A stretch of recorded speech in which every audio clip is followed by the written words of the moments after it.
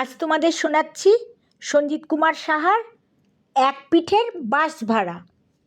ইদানিং খরচ বেড়ে গেছে সোমনাথ বাবুর। কর্মস্থলে যেতে আসতেই এক গুচ্ছের গাড়ি ভাড়া চলে যায়। আগে লাগতো না, পায়ে হেঁটেই যাতায়াত করতেন, কখনোই বাসে ট্রামে উঠতে হতো না, তাই এক পয়সা গাড়ি ভাড়াও লাগতো না। গোয়াবাগান টু কলেজ স্ট্রিট দিব্যি হেঁটেই যাতায়াত করা যায় আরামসে। সোমনাথবাবু আগে গোয়াবাগান থাকতেন, হেঁটেই চলে যেতেন অফিস। অফিস মানে তো একটা প্রকাশনা, নিজেই মালিক। কলেজ স্ট্রিটে একটা এদো গলির ভিতরে একটা প্রাচীন ভাঙাচোরা বাড়ির নড়বড়ে কাঠের সিঁড়ি ডিঙিয়ে দোতলায় ছোট্ট একটুখানি হতশ্রী কুটুরি। এইটাই সোমনাথবাবুর প্রকাশনার অফিস ঘর। মাথার উপরে হতদৃশ্য একটা পাখা, যে কোনো মুহূর্তে ভেঙে পড়তে পারে। সেদিন তো সদাশিববাবু, একজন প্রখ্যাত শিশু সাহিত্যিক, এসে বলেই ফেললেন, দাদা ঘরটা একটু রেনোভেট করুন, মাথার উপরের পাখাটা বদলান, যে কোনো সময়ে ভেঙে পড়তে পারে। এমন লজ্জারে পাখা যে কোনো সময় বিপদ তো ডেকে আনতে পারে, এটাকে সরান। তো কে শোনে কার কথা? সদাশিববাবুকে তো মান্য করলেনই না, উল্টে মুখের উপরেই তাকে তাচ্ছিল্যের সুরে বলতে থাকলেন, দূর মশাই, সবাই শুধু পরামর্শ দেয়, আমি কি বুঝি না? সময় বদলাচ্ছে, সময় বদলাচ্ছে বলেই তো ছেলেমেয়েরাও এখন বই পড়ে না। ওরা পড়ে না বলেই বই বিক্রি হয় না, বই বিক্রি হয় না বলেই আপনাদের পয়সাও তো দিতে পারি না বলেই খানিক হেসে লেখকদের উপরে তার জমানো রাগ, তাচ্ছিল্য, উপেক্ষা সব একসঙ্গে প্রকাশ করে দিলেন। সদাশিববাবু বুঝলেন এখানে বই প্রকাশ করতে দেওয়াটাই তার মস্ত ভুল হয়েছে। এখানে এলে এক কাপ চাও জোটে না, সত্য অর্থ তো দূরের কথা। এসব নিয়ে সোমনাথবাবুর কোনো হেলদোল নেই।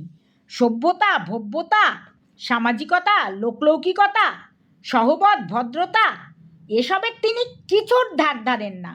এসবে কিছু যায় আসে না তার। পকেট থেকে পয়সা বের না করাটাই তার আসল বিষয়। এতে কে কি মনে করলেন বা না করলেন তাতে তার বিন্দুমাত্র যায় আসে না। পয়সা না দিতে পারলেই হলো, খরচা না হলেই ভালো। খরচাকে তার বড় ভয়। কলেজ স্ট্রিট পাড়ার সবাই সোমনাথবাবুকে চেনে। সময় ঘর ভাড়া দেন না, দিনের পর দিন ঘর ভাড়া বাকি পড়ে থাকে। সহপ্রকাশকদের সঙ্গে খিটি মিটি, লেখকদের সঙ্গে দুচ্ছাই ভাব, চাওয়ালা পর্যন্ত ওর ছায়া মারায় না। পাড়ার পুজো অনুষ্ঠান, রক্তদান শিবির, রবীন্দ্র প্রণাম, নজরুল সন্ধ্যা, কোনো কিছুতে তার সায় নেই। এক পয়সার চাঁদা পর্যন্ত দেন না। এই নিয়ে বচসা, বাকযুদ্ধ, হাতাহাতি, রক্তারক্তি পর্যন্ত হতে বাদ নেই। এই তো সেদিন অল্প কিছুকাল আগেই কলেজ স্কোয়ারে কি একটা অনুষ্ঠানে চাঁদা নিয়ে প্রথমে কথা কাটাকাটি, পরে হাতাহাতিতে খুনোখুনি কাণ্ড। খরচের কথা উঠলেই তার মাথা গরম হয়ে যায়, তখন আর কোনো কাণ্ডজ্ঞান থাকে না।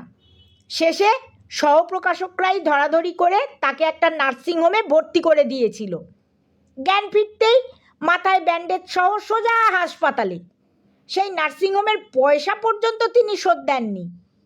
সহপ্রকাশকরা এ নিয়ে কত কটাক্ষ করেছে, তাতে কিছুই যায় আসে না। প্রকাশক সমিতি থেকে পয়সা মিটিয়ে দেওয়া হলো। জীবন ভোর তিনি এরকম, চলনে বলনে খুব সতর্ক, পাছে পয়সা খরচের বিষয় চলে আসে বা খরচের ফাঁদে পা দিয়ে বসেন, এমন কোনো কথা তিনি কাউকে বলবেন না, বলেনও না। একটা রাগী গাম্ভীর্য সব সময় তাই ঝুলিয়ে রাখেন চোখে মুখে। গোয়াবাগান এলাকাতেও কতবার যে বাসা পাল্টেছেন হিসেব নেই। আজ পূবপাড়া তো কাল পশ্চিম পাড়া, আজ উত্তর তো পরশু মধ্যপাড়া। সব বাড়িতে ভাড়া বাকি, সব দোকানে পয়সা বাকি।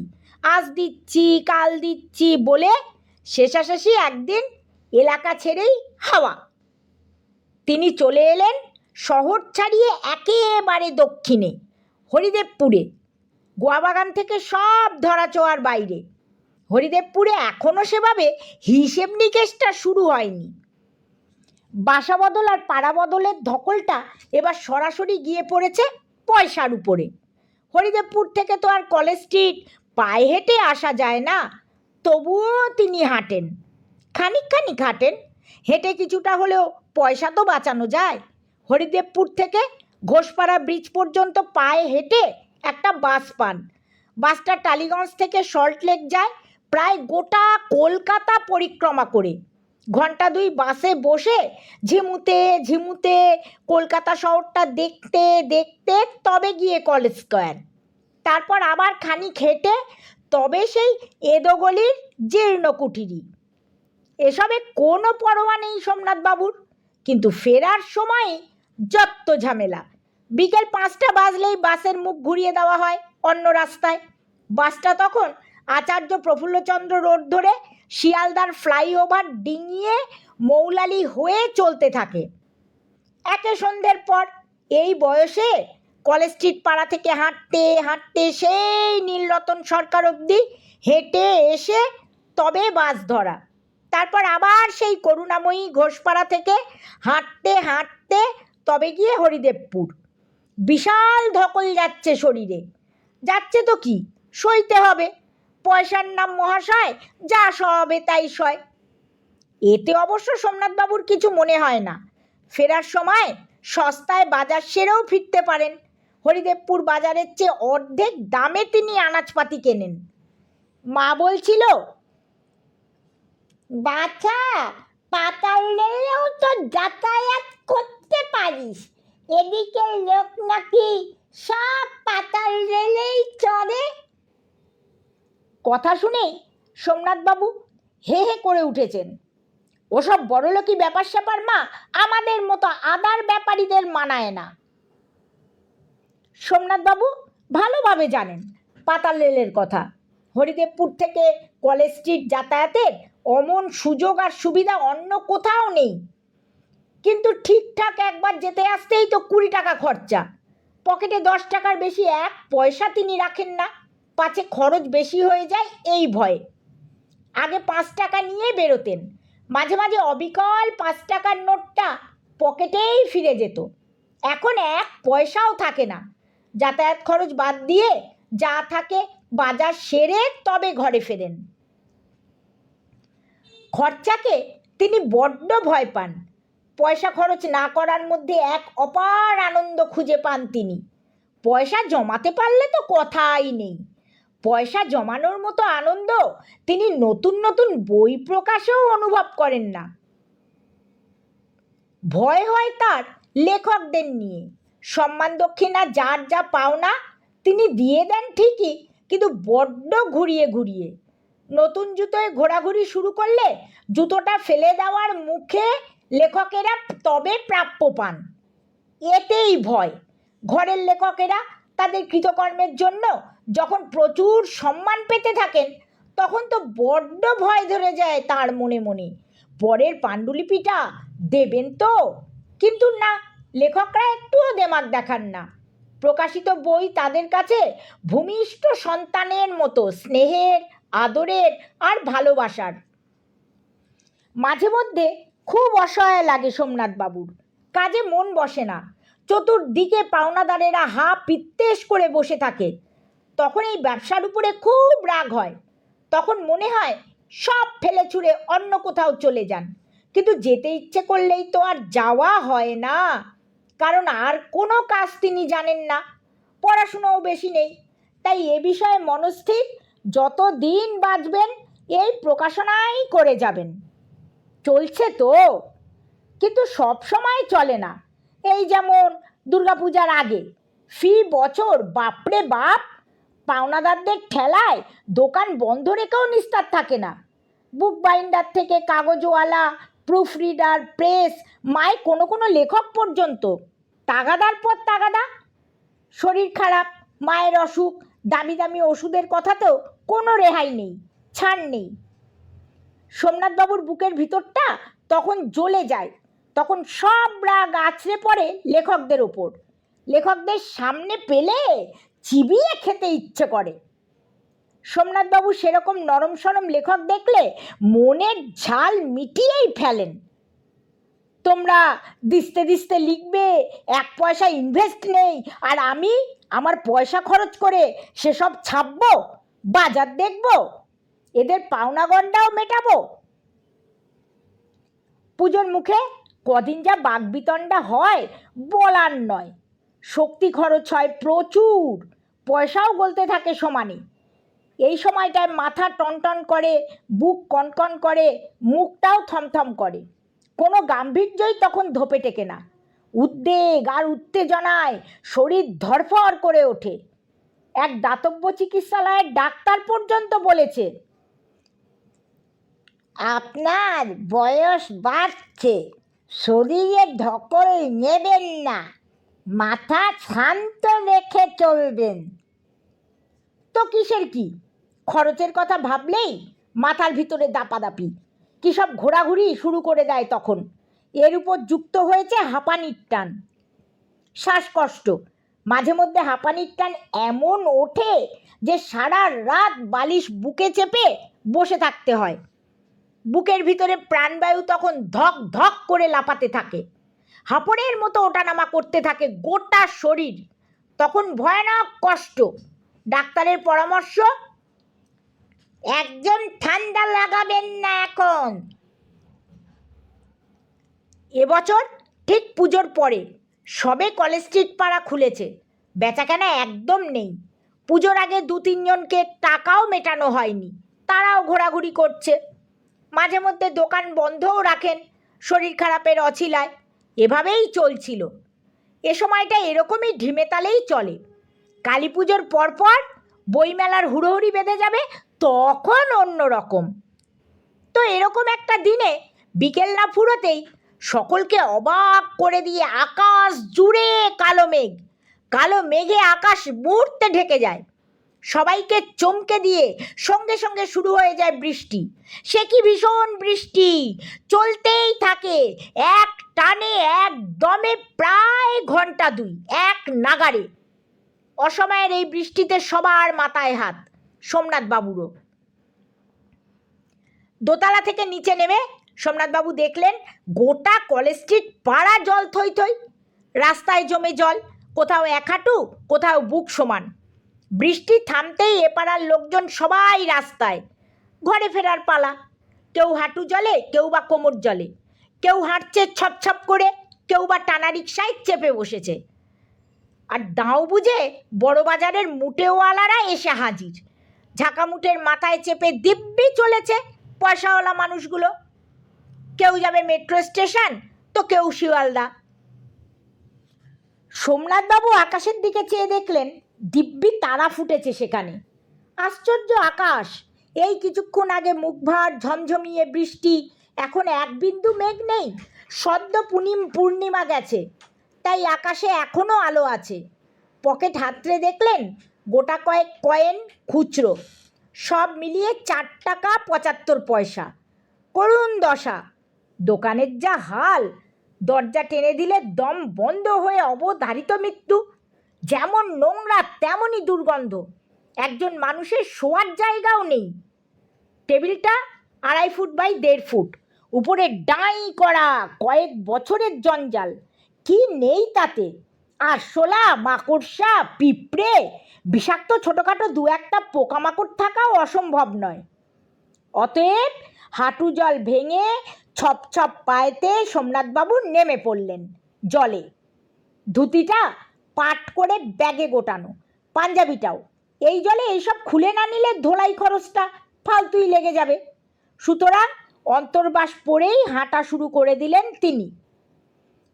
কলেজ স্ট্রিট থেকে হরিদেবপুর কোথায় বাস পাবেন জানেনও না। এই বর্ষায় আদৌ বাস চলছে কিনা তাও জানেন না। চলমান বাস এখনো একটাও চোখে পড়েনি। 2-1টা ট্যাক্সির মাথা সমান জল, চারদিকে সমুদ্র। গলি রাস্তাগুলোকে ছোট বড় নানা আকারের নদীর মতো দেখাচ্ছে। মন্দ লাগছে না এইসব নদী বুকে হেঁটে যেতে। পকেটের যা অবস্থা, ধর্মতলা থেকে বাস মিলে গেলেও যাওয়া যেতে পারে। ধর্মতলাটা অপেক্ষাকৃত উঁচু জায়গা, জল কম হতে পারে। যাই হোক, সোমনাথবাবু এখন বাসে চড়ার কথা ভাবছেনই না। তিনি হাঁটতে শুরু করে দিলেন। হাঁটতে হাঁটতে নেশা ধরে গেল। এই হাঁটার মধ্যেও একটা যে আশ্চর্য তৃপ্তি আছে সোমনাথবাবু আগে তা বুঝতেই পারেননি। আর যাই হোক, পয়সা খরচের ধাক্কাটা তো নেই, এটা ভাবতেই সোমনাথবাবুর মনের ভিতরে একটা অবাক খুশি খেলা শুরু করে দেয়। সোমনাথবাবু এসব ভাবতে ভাবতেই হাঁটতে থাকেন। হাঁটতে তো ভালোই লাগছে তার। শেষ পর্যন্ত হরিদেবপুর যখন পৌঁছলেন তখন মাঝরাত্রির। না, কোনো গাড়িতেই তিনি চড়েননি। ভূগোলের মানচিত্রটা তার ভালোই বোঝা আছে। ভিতর দিয়ে এগলি সেগলি দিয়ে সোজা এসে উঠেছেন রাসবিহারীতে। রাসবিহারীতে তখন এক হাঁটু জল। জল নামছে, তবে ধীর গতিতে। তখন রাস্তা প্রায় ফাঁকা, দু একজন অসহায় নিরাপয় মানুষ সোমনাথবাবুর মতো তখনও হাঁটছেন। হাঁটা ছাড়া আর উপায় নেই তখন সোমনাথবাবুরও। একটা দুটো বাদুরঝোলা বাস যে চোখে পড়েনি তা নয়, কিন্তু সোমনাথবাবু ওঠার মতো অবস্থাতেই ছিলেন না। ঘেমে নে বৃষ্টির জলে মাখামাখি হয়ে শুধু অন্তর্বাস পড়ে বাসে ওঠার কোনো প্রশ্নই ওঠে না। হরিদেবপুর তখন নিঝুম নির্জন, মাঝে মধ্যে পেঁচা বা ডাহুক পাখির শব্দ, অদ্ভুত শীতলতা, সম্ভবত লোডশেডিং, আবছা অন্ধকারও। আকাশে চাঁদের আলো আছে তাই রক্ষে। বাড়িতে একমাত্র বুড়ি মা থাকেন। তিনি তো ছেলেকে এ অবস্থায় দেখেই ডুকরে উঠলেন। ঘরের ডিবেবাতির আলোতে তিনি ছেলেকে দেখে রীতিমতো অস্থির হতে থাকেন ভিতরে ভিতরে। তিনি এমনিতে শান্ত প্রকৃতির, উদাসীন, কথা বলেন কম, কিন্তু এখন ছেলেকে দেখে ঠিক থাকতে পারেন না। সোমনাথবাবুর বড় বড় পেল্লায় গোল গোল চোখ দুটো যেন ঠিকরে বের হতে চাইছে। এর উপর জবা ফুলের মতো টকটকে লাল, মাথার চুলগুলো সজারুর গায়ের কাঁটার মতন খাড়া খাড়া, আর গোটা শরীর ভিজে ফুলে উঠে বিচ্ছিরি অতি কদাকার দেখাচ্ছে। দেখলে ভয় পাওয়ারই কথা। মা হাউমাউ করে চিৎকার করে কেঁদে উঠলেন, তোর যে কাঁপানি, শ্বাসকষ্ট, ঠান্ডা লাগানো বারণ, জলে ভিজে ভিজে কি করেছিস বাচ্চা, এরপর তো বিছানা নিবি, তখন যে মেলা খরচ হবে। খরচের বিষয়টা মাও বোঝেন। সোমনাথ যে মোটে খরচ করতে চান না এটা মাও জানেন। গোয়া বাগান থেকে হরিদেবপুর আসা স্টক, কলেজ স্ট্রিট যাওয়া আসা নিয়ে গাড়ি ভাড়ার কথা কতবার যে বলেন, কতবার যে মায়ের সঙ্গে এ নিয়ে আলোচনাও করেন, বলারই নেই। এমনকি নিজেও মনে মনে গজগজ করতে থাকেন এসব নিয়ে। কিন্তু আজ তার অন্য আনন্দ। কী যে আনন্দ বইছে ভুবনে একমাত্র তিনিই অনুভব করছেন। এই যে কলেজ স্ট্রিট থেকে সোজা হরিদেবপুর, গাড়ি ভাড়া এক পয়সাও খরচ না করে দিব্যি চলে আসা যায়। তিনি তো ভাবতেই পারছেন না। মনের ভিতরে আনন্দ কুলকুল করে বইছে, বইতেই থাকে। অন্যদিন হলে হয়তো মাকে খিচুনি দিতেন, রুষ্ট হতেন। আজ অন্য রকম। আজ তিনি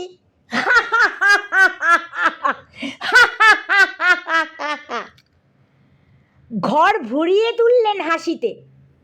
মা কতকাল বাদে আজ এক পিঠের বাস ভাড়া শুধু দিয়েছি বলো তো, মাত্র 4.5 টাকা। ওহো, ভাবা যায় কতকাল বাদে শুধু এক পিঠের ভাড়া। এক পিঠের ভাড়া তো বাঁচিয়েছি, মা ভাবতেই পারছি না আমি। বিগলিত হয়ে আনন্দে তিনি মাকে জড়িয়ে ধরতে যাবেন, এমন সময় হঠাৎ শ্বাসকষ্ট শুরু হয়ে যায় তার। বুক ঠেলে কষ্ট বের হতে থাকে। মা হা হা করে ওঠেন, হায় হায় হায় হায়, কি হবে রে তোর? খানিক কেশে নিয়ে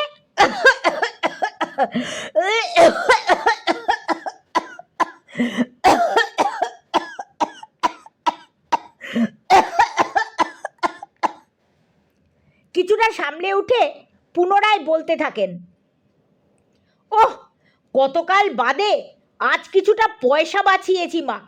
এ কথা কাউকেই বলতে পারছি না। কী যে আনন্দ হচ্ছে মা, কেবল তোমাকেই বলছি।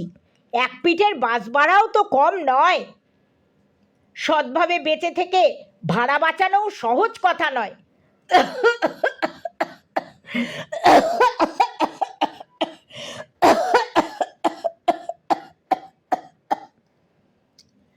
আবার তার কাশি ওঠে।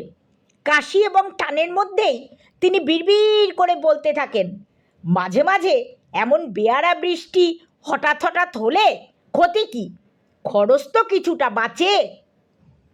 টানের মধ্যে, হাঁপের মধ্যে, অসম্ভব শরীর দুলে ওঠা ফুলে ওঠার মধ্যেও তার ঠোঁটের কোণে এক চিলতে হাসি ঝুলতেই থাকে। সে হাসি বড় তৃপ্তির, খরচ বাঁচানোর হাসি, এক পিঠের বাস ভাড়া।